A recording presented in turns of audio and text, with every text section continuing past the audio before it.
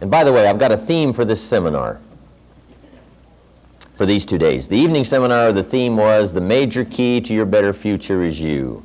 I've changed it just a little to read, the magic key to your better future is you.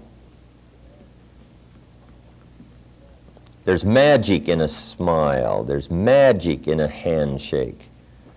There's magic in human contact.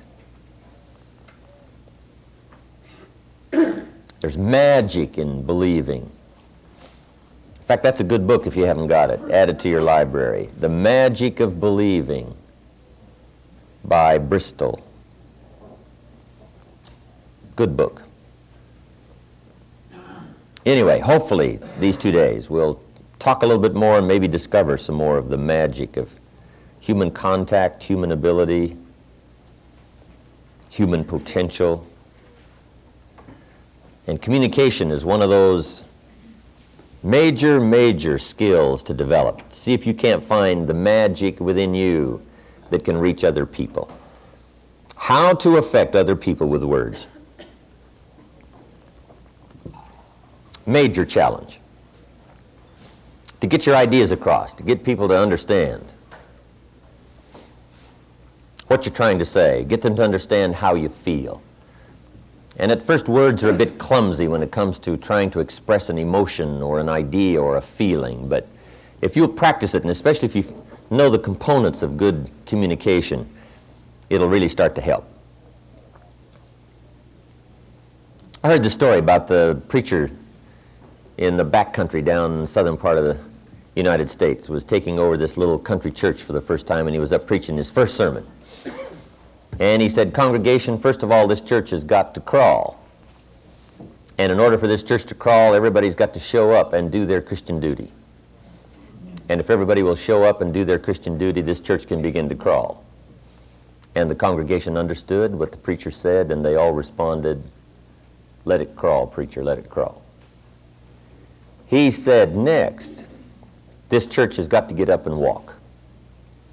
In order for this church to walk, everybody has got to tell their Christian story and try to win somebody else. And if everybody will tell their story, try to win someone else, this church can begin to walk. And the congregation understood what the preacher said, and they all responded, let it walk, preacher, let it walk. He said, next, this church has got to run. And in order for this church to run, everybody has got to divide up, serve on the committees, and do the work of the church. And if everybody will divide up, serve on the committees, do the work of the church, this church can begin to run. And they all understood what the preacher said, and they responded, let it run, preacher, let it run. He said, finally, this church has got to fly. And in order for this church to fly, everybody has got to reach down deep and give some of their cash. And if everybody will reach deep and give a portion of their cash, this church can begin to fly. And they all understood what the preacher said, and they responded, let it walk, preacher, let it walk. Okay, how to make it clear. First of all, we communicate for two primary reasons, and here they are. Number one, we communicate just to get along. You can't even function in the barest minimums without some kind of communication. If you want the bread, you have to learn to ask for it, the barest of communication.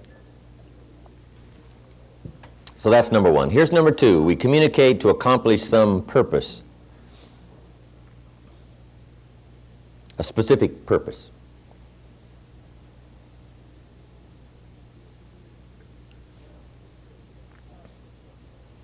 Now, communication starts from somewhere, and for you, communication starts with you. Good phrase to remember. Your world begins with you. This is not to be self-centered, but your world is around you, your own consciousness and your own awareness. And so for things to work well, first of all, it's got to work well with you. Part of my training in getting me turned around, headed in the right direction, when I first met Mr. Schoaf, the man who helped to formulate the ideas that helped to change my business and social and personal life, was for me to understand that the biggest changes that was going to have to be made in my future were going to have to be made personal.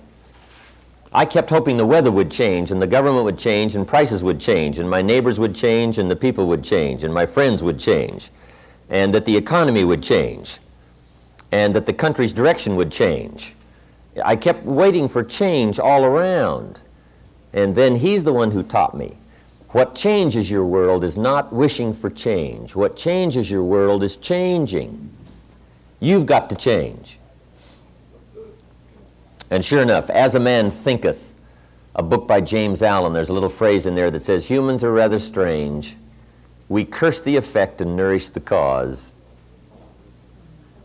We want it to change, but we don't want to change. Interesting. The guy puts sand in his shoes and he can hardly walk.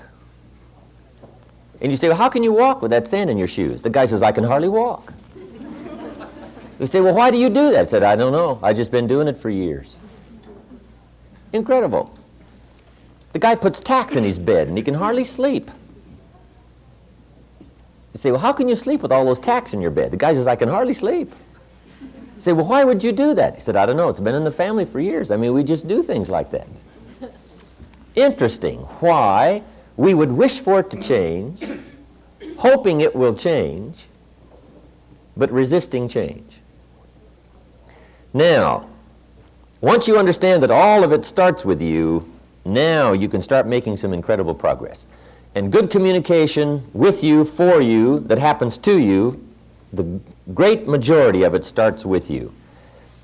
Now, here's a good phrase to remember. You cannot speak that which you do not know.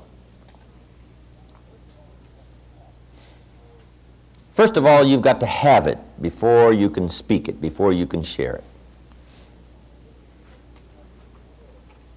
So good communication starts with an awareness that, first of all, to get a good communication going with anybody, it's got to start with some substance on your part. Now, how to consciously grow and build the substance from where communication comes from, that is the key. It's like, first of all, making deposits. You can't withdraw anything till you put something in.